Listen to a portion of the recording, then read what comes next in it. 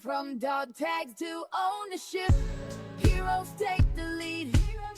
Stories of veterans building dreams with passion, drive, and speed.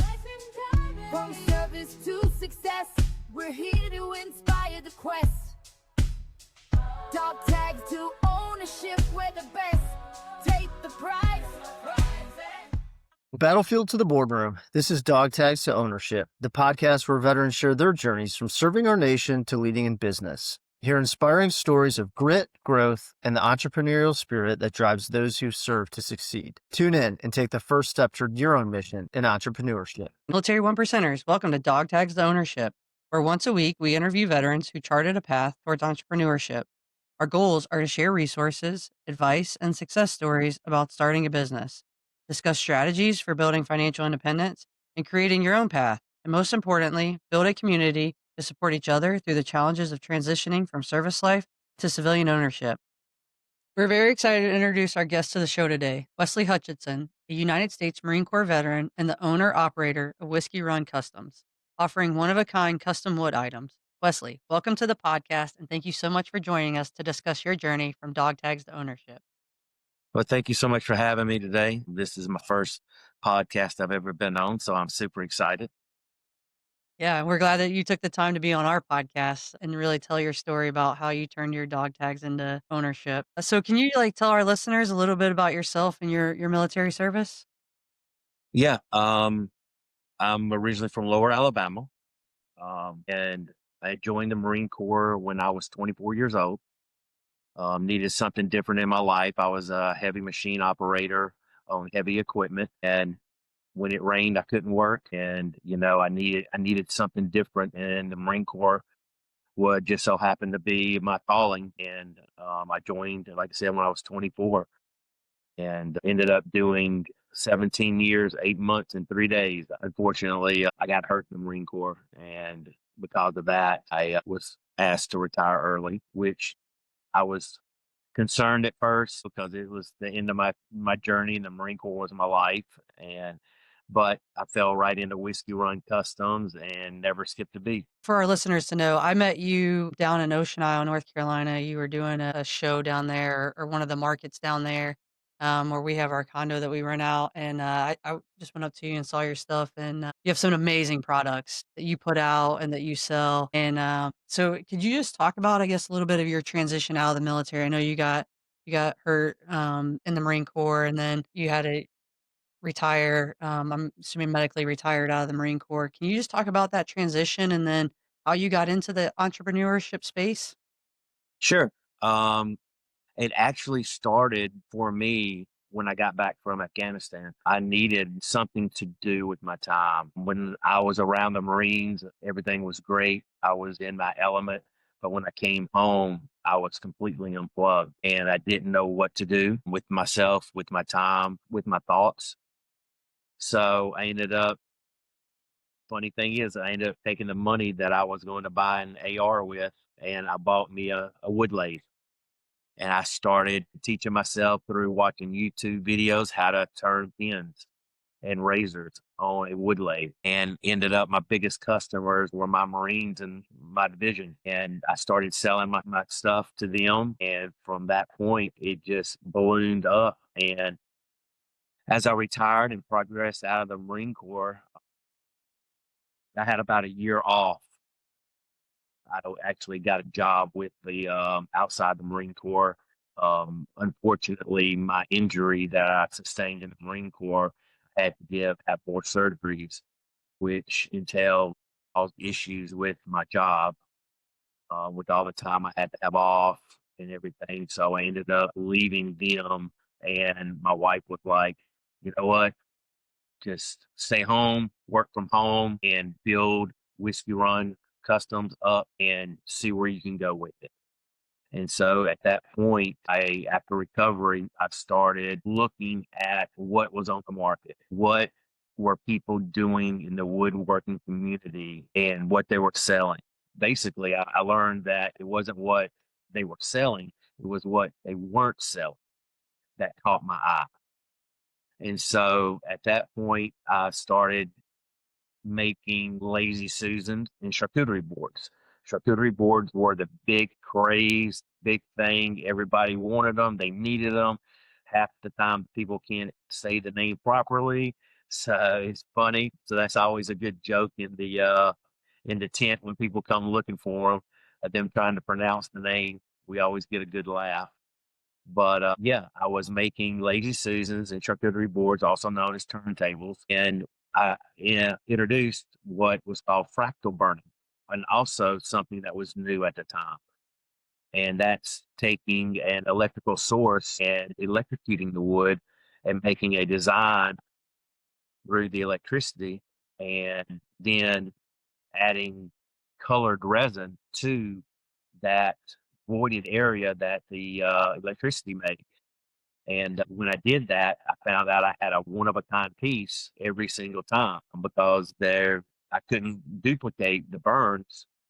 So I had something unique, and that's what people are looking for. You're looking for a one of a kind item, something that's unique, something that nobody else has, and it's functional.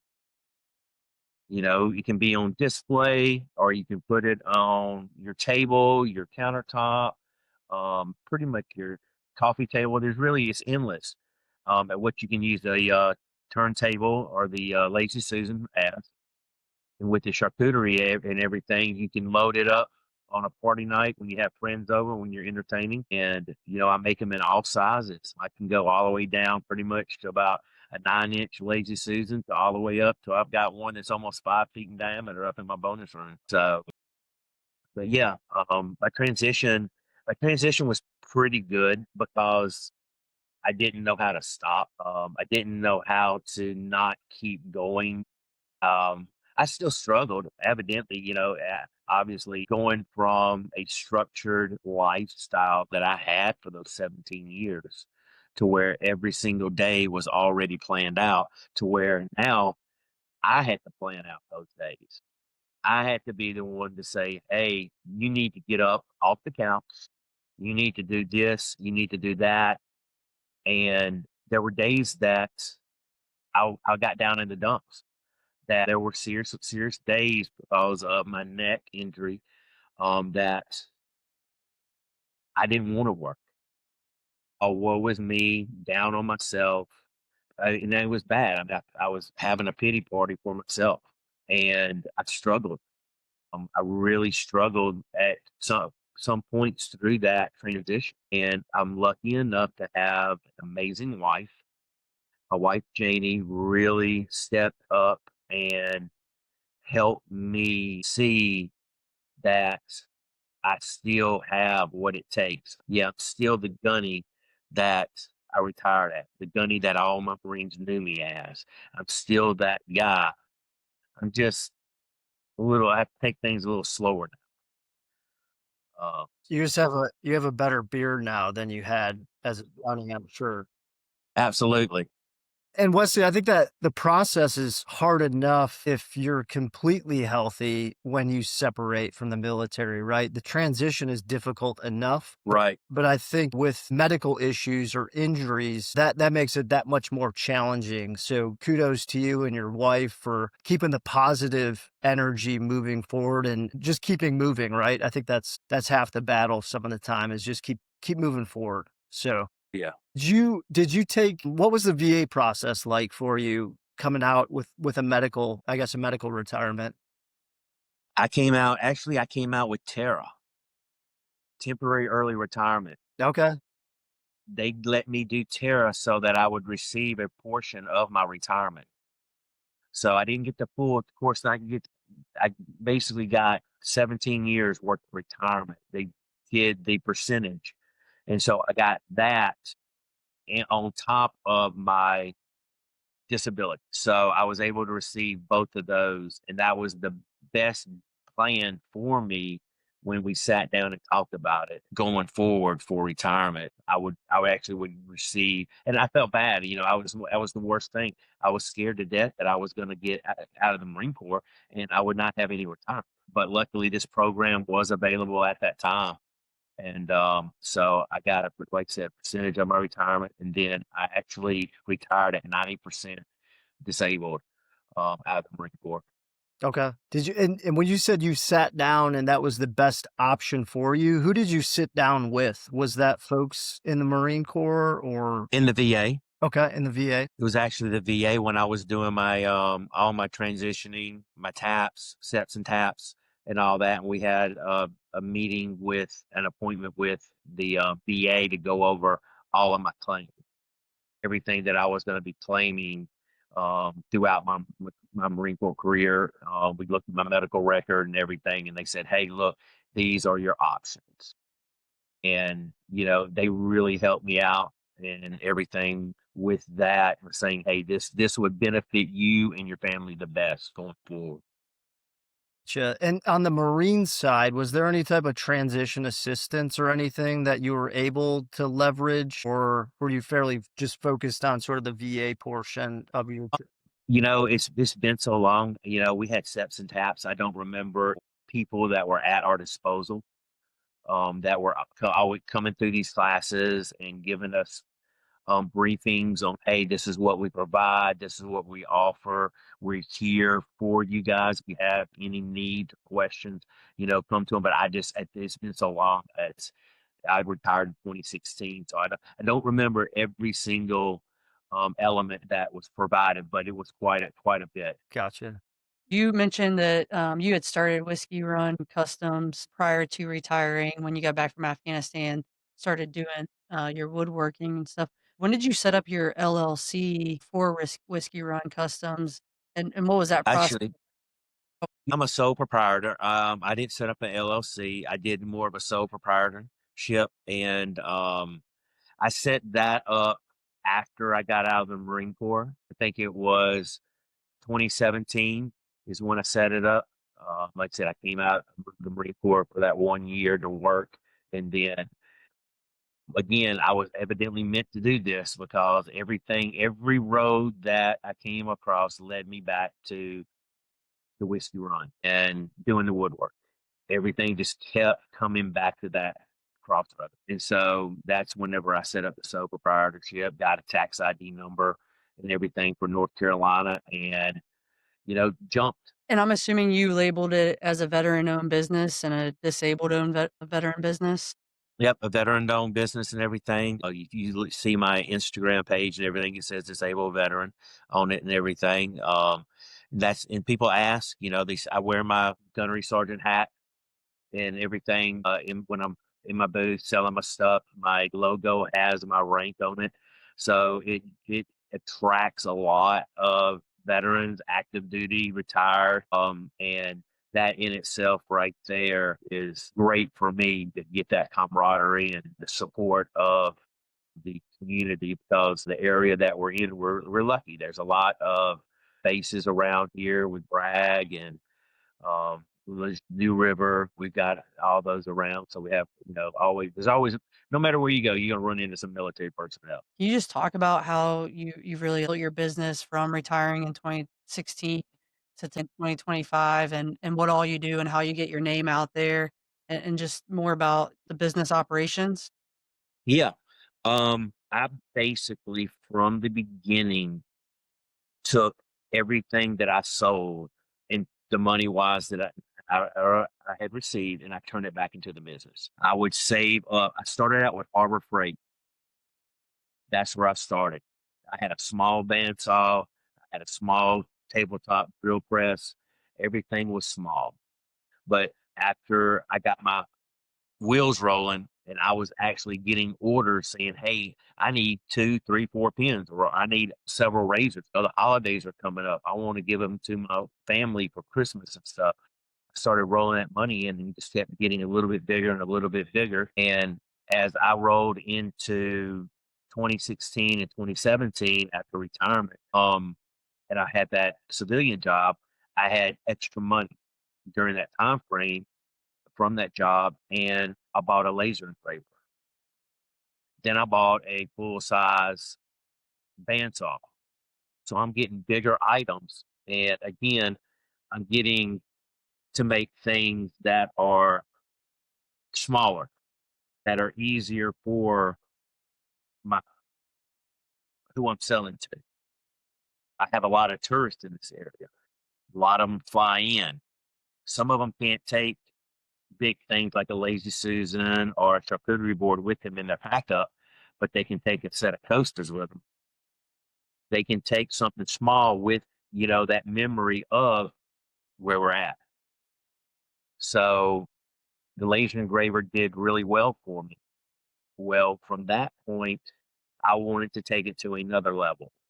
I wanted to go more toward still sticking to my roots with the military and making military seals, their military logos, like I've done some special forces things and everything for the Army, and I bought a CNC machine. And so that's a router ran CNC machine that cuts wood and carves it out. And I can basically take a logo and transfer it over to a specific file and cut it out. And I can make custom plaques for people, custom Father's Day gifts, or even Mother's Day gifts. I do fire department stuff. I do RN plaques and everything. So that took me to another level. So now, not only do I offer Lazy Susans and charcuterie boards, but I offer the coasters, I offer the carved plaques, the military seals, and everything. Now, I literally just made a purchase the other night, and I bought myself a fiber laser, which can carve into metal. And it can do 3D carvings into metal, and I can make challenge coins and everything with that laser. So, and I can make cooler coasters with that laser as well. So that has been the first purchase in a long time, many years, but finally broke down and advanced the growth of the shop, to be a little bit bigger.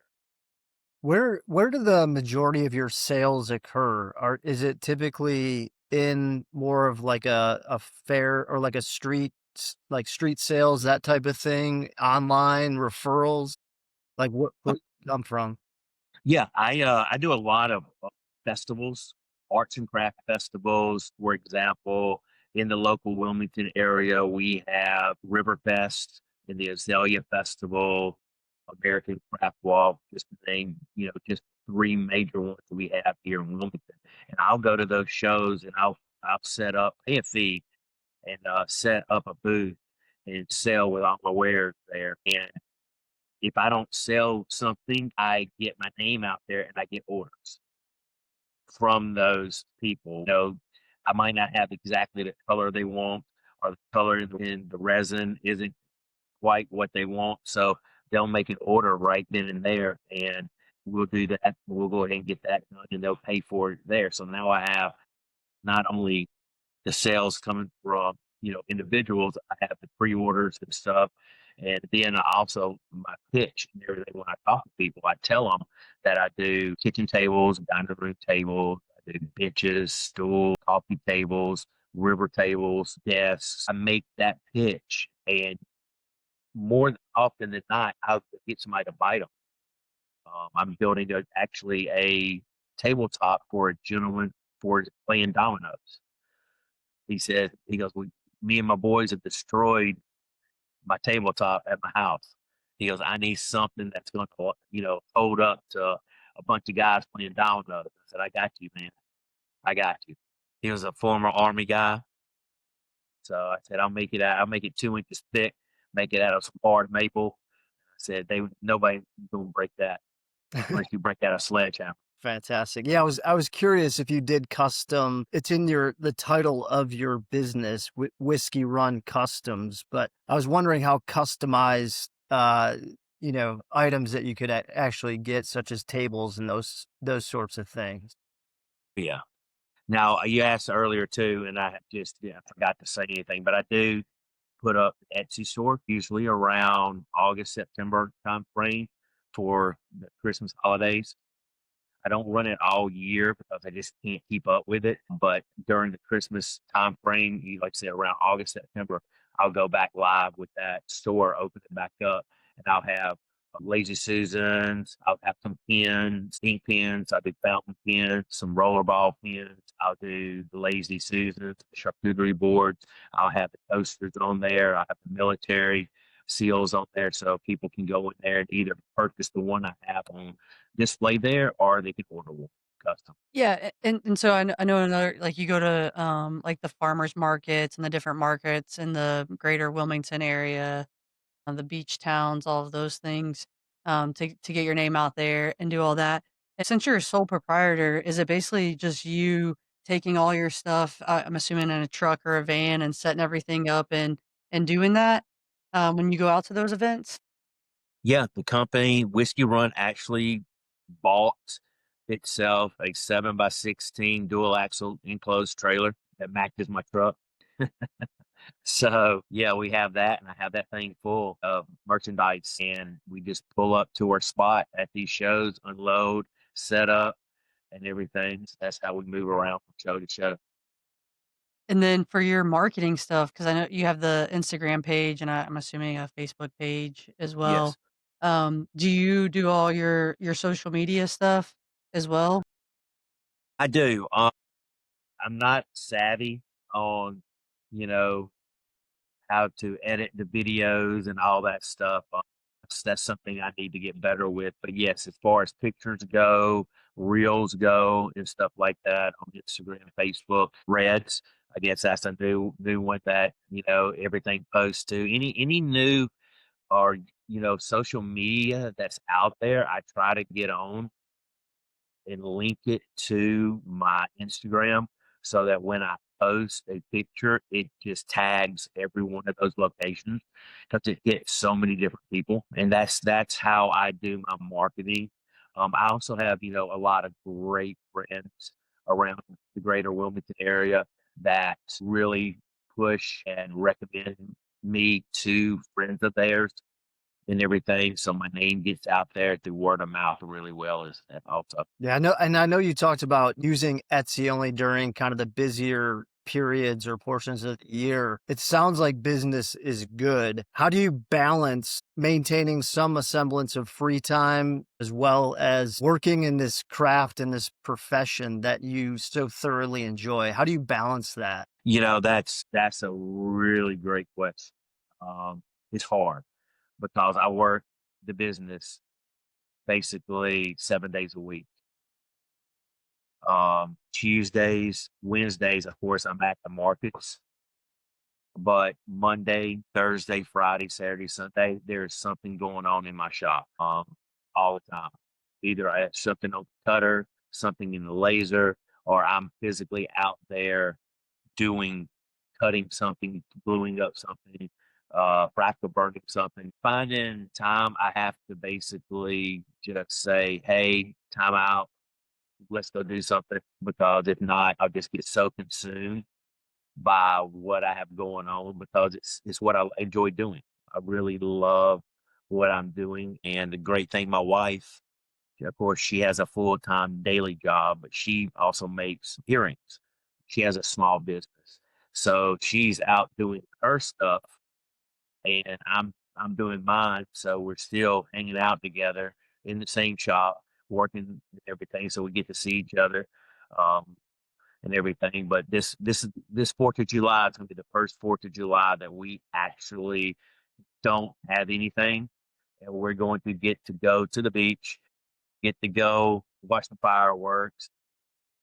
We're actually going to be customers for the 4th of July in Southport this year instead of vendors. So we're going to go down there and support the locals and spend some money, buy some stuff. So it's you really just need to step back and say, hey, time out. Don't let this consume every bit and every minute of your life. And good thing is your wife will let you know. Let's just say it that way. She'll let you know when hey, you need to. That's great. Yeah, because the concern would be, right, you're doing something you love so much, but could you overdo it to the point that you don't love it anymore? So it's good to maintain that balance, I think. And just talking with you today, Wesley, I would imagine even though you're going to go there as a customer, I have a feeling like you're going to make some sales while you're down at the beach. Oh yeah, there's no. Oh yeah, absolutely. There's so many friends you meet. That's why it's so awesome, the community The community of the vendors is amazing. You meet great friends. You get to see these same people over and over again. And, they notice, hey, why are you not here? Why are you not set up? Is something wrong? So that'll be the big discussion when we show up down there as customers this year instead of vendors. I think you brought up a great point. And in our last episode that just came out, we had Patrick Flood, who's the founder CEO of Owners in Honor, which is a nonprofit organization that helps veterans that want to get into entrepreneurship through entrepreneurship through acquisitions. And their big thing is to get people back to a community and to buy a business in a community to support that community. And everything you're talking about and everything that you do is really based in that greater Wilmington area, in that community and serving the community, and just being a part of that community. What, challenges have you had as you've built out your business from 2016 since you retired to today? What have been some of your biggest challenges that you've had? COVID, that hit hard. That really challenged me to figure out how am I going to run my business virtually. And that's where Etsy saved me. Etsy was really good during those time frames. And plus I was able to build up a lot of stock and inventory. Just that's all we did. We just made stuff on top of stuff. But my biggest challenge that's entire time was COVID. That was the biggest drawback that we had, but we made it through it where I saw a lot of vendors lose their business and they closed up their shops and everything. And that was hard to see because these were friends of ours and everything. And here they are, they had been doing this stuff for years. And COVID basically shut them down where we had only been doing it for, technically only for a few years. And we survived. And again, that was strictly off of sheer grit and pushing hard with the Etsy and social media. And posted stuff every day, making multiple posts every day, and just flooding the internet with my products. Have you thought about hiring any additional employees or expanding operations? Or are you happy exactly where you're at with the business? We talked about, I would love to have, right now I'm currently in a 2-car garage, and that's where I have been this whole time. I would love to have a building where I can kind of spread out everything, but that would require, I would want a storefront in the front. I would want the ability for the customers to be able to see me working in the back and making the stuff. But then that requires employees. Employees, you know, I just would hate to be responsible for somebody else's livelihood. And if we weren't doing good, paychecks would be hard to come by. And I would really hate for somebody to not be able to make their payment on the house or a bill because of that, we had to let them go because we weren't making the money or something. I think of the worst case scenario, and I would just hate to do that. Could I possibly do it? Yes, but it's just not where I want to go right now. I'm comfortable where I am and with the workload that I have currently. So that's Well, I pretty much what. I totally get it. And I think scaling a business and having hundreds of employees is not for everyone. And where I'm at, I'm not even off the books in the Army yet, but my focus is still in the real estate sector and building a small portfolio of rental properties and working on those properties and not necessarily having 100 of them or having an apartment building, but just having enough and still enjoying. Doesn't Right. necessarily feel so much like a business that you grow tired of it, I guess. And I think you'll know when the time is. If you do get the store and the storefront and you have to hire somebody, maybe that'll just kind of work itself out, Yeah. or it doesn't. So no, I appreciate the honesty on that. So I guess to kind of dovetail, where do you see yourself in the company in the next, 5 or 10 years? I'm hoping that I could be in more stores. to have more of my product in, some of the local stores here, maybe even possibly branching out, having some stuff maybe up in Raleigh. Um, I would hope to do some bigger shows outside of Wilmington, you know, January, February, March time frame. That's kind of our down season with markets, but that's prime time markets for down in Florida. So that's something I would like to travel. I would like to travel down to Florida and do some shows and just dip my toe into that and just see how good the money is. Because I hear that, there's a lot of retirees down there. It's warm, they need, they're looking for something new. I have friends that say, there's not a lot of stuff that, they have seen that is like my stuff. So, I would like to travel and, plus my family lives down south, so I'd get to swing in and see them. So, they work out for everybody. You mentioned stores. Are you currently in any stores right now? I'm in the Veggie Wagon. That's a little place off of Masonboro Loop Road here in Wilmington. That's the only one right now that I'm in. What other stores, like what type of stores would you want to get into if you were king for a day and got your wish and got into all the stores that you wanted to? What kind of stores would you want to be able to be in? Where all the traffic is, all the tourist traffic. That's where I would want to be, somewhere that same place in my shop I would want to be. I would want to be where I'm heavy traffic of tourists. Um, One of the dream of dreams, king for a day, like you said, would be Savannah, Georgia.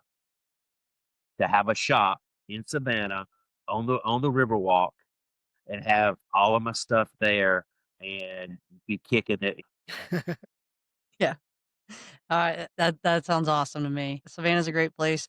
Charleston, South Yes. Carolina, also another great place to have a little storefront there too. The tourists walking in and out all day.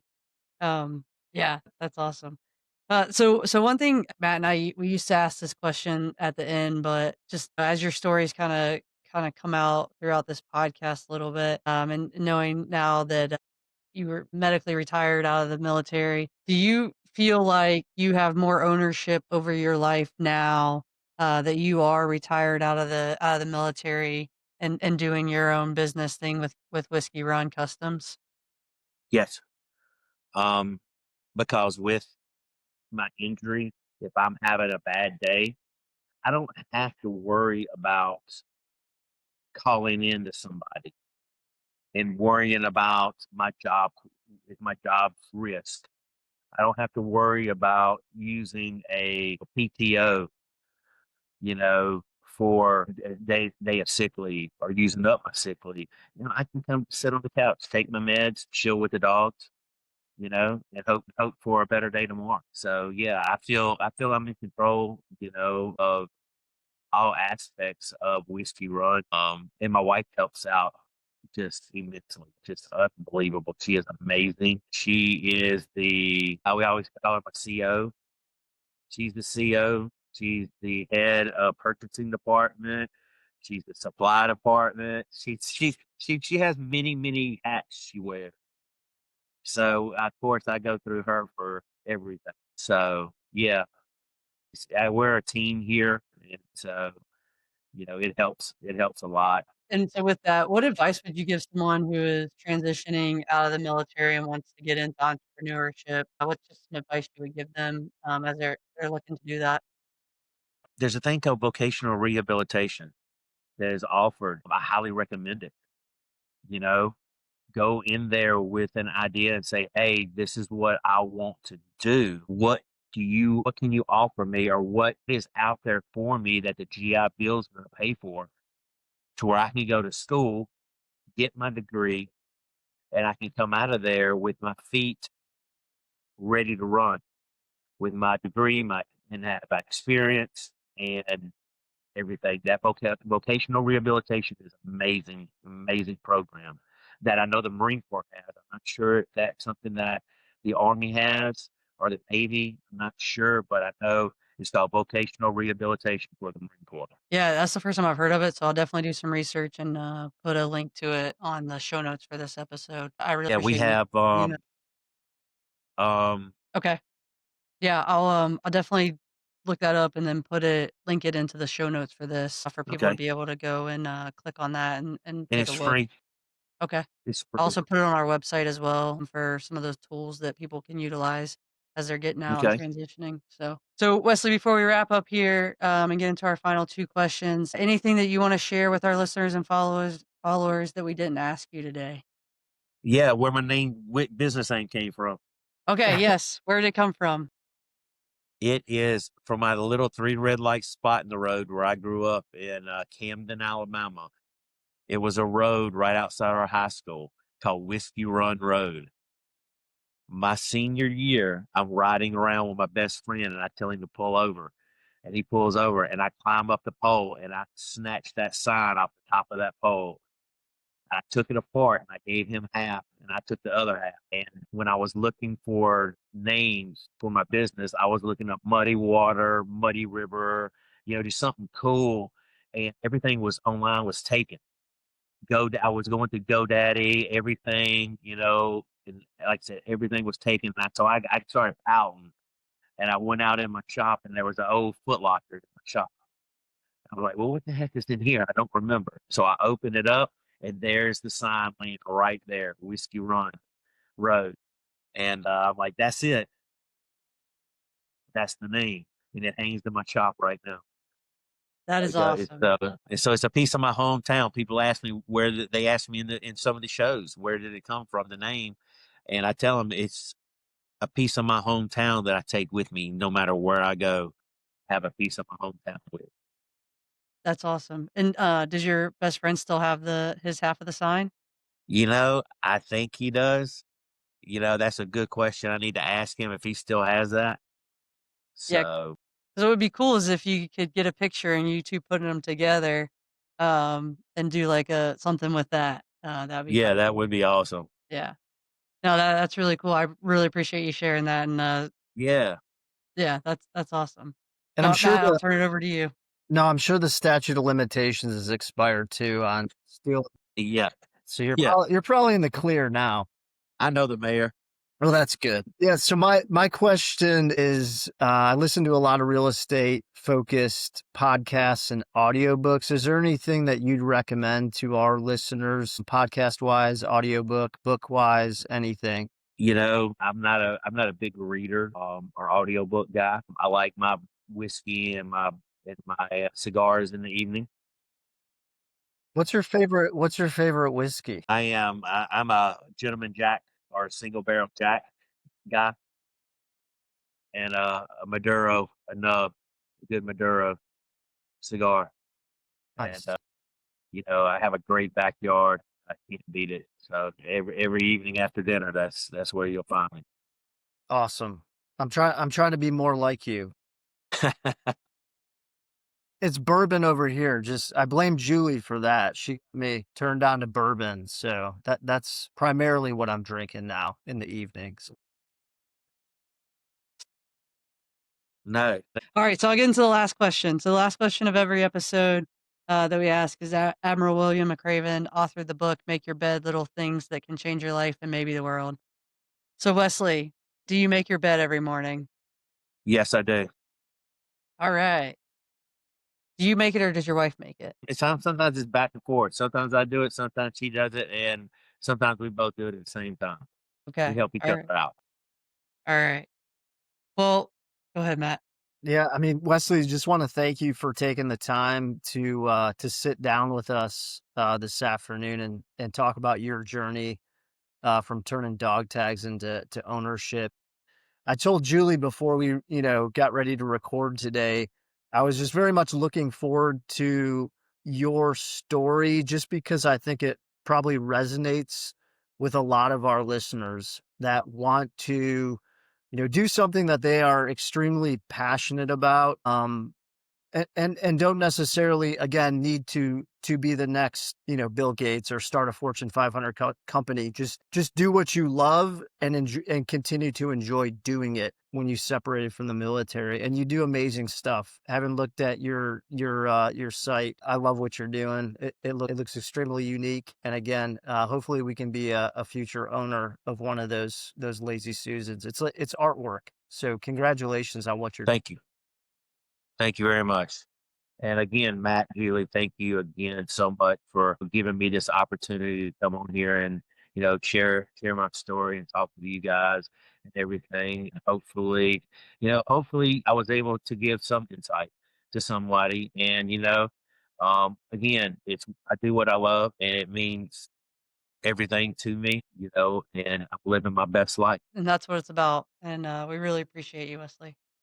Welcome to Military One Percenters. Whether you're brainstorming your first business idea, already running a company, or just curious about where to start, Dog Tags Ownership is the place for you.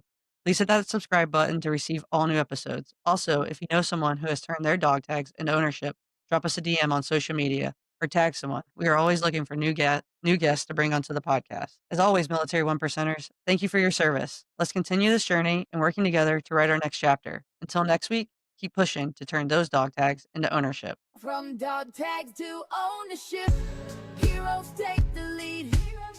Stories of veterans building trains with passion, drive, and speed.